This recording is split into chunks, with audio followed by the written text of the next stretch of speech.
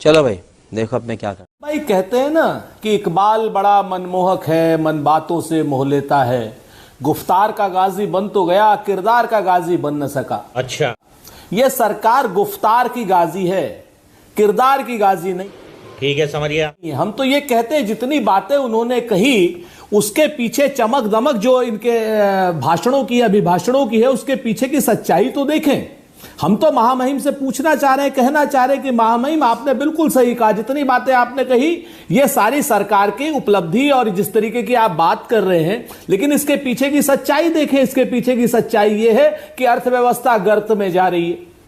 अच्छा। 59 रुपए का डॉलर हमने छोड़ा था, 83 रुपए पर डॉलर हो गया है। आप इस चीज को देखिए कि दुनिया में हंगर इंडेक्स पे हम कहां आ गए हैं। अच्छा, आप इस चीज को देखिए कि मनरेगा के बजट को लगातार कम किया जा रहा है। ठीक है, समझ गया।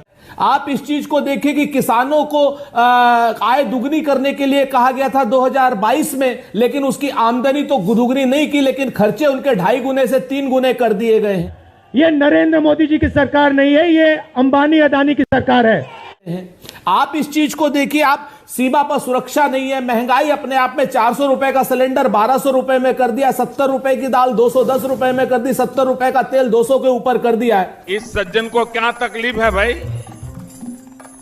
क्या तकलीफ है इनको? आप किस जगह पे 5 करोड़ 60 लाख तो लोग ऐसे हैं जो अत्यंत गरीबी रेखा के नीचे इस सरकार में आ गए। हम 28 करोड़ को गरीबी रेखा से ऊपर लेकर के आए थे।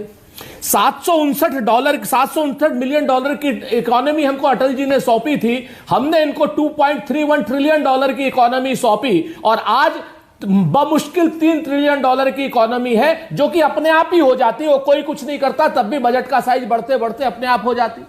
ज्यादा से ज्यादा ये मेरा क्या कर लेंगे भाई? हम 1760 करोड़ का बजट 1948 में लिए थे, आज जो है 34 लाख करोड़ का बजट हमने अपराजिता जी की पार्टी को सौंपा। बावजूद उसके दुनिया में सबसे ज्यादा हमारी बेरोजगारी की दर है, बावजूद उसके दुनिया में सबसे ज्यादा हम लोग महंगाई से परेशान हैं। और उसके बाद इन सारी चीजों का विषयांतर करने के लिए चमकती हुई चीजों को जब दिखाया जाता है तो एक बात याद आती है। एक मनीष का एक शेर है मानक भाई कि भीड़ से हटकर देखा जब इस दुनिया के मेले को, सारी चहल पहल के पीछे जानलेवा वीराना था।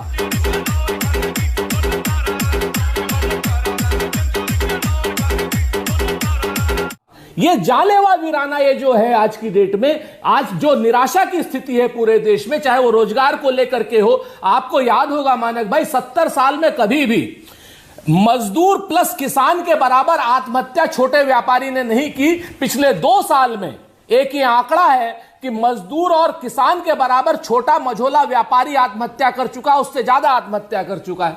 तो इस देश में जो नैराश्य की स्थिति है उसको एड्रेस करने की जगह पर अगर राष्ट्रपति जी चमकती दमकती बातें बताएंगी तो निश्चित तौर पर कहना पड़ेगा कि चुनावी भाषण है और ये शॉर्टकट। आप उनके गजब बेइज्जती है।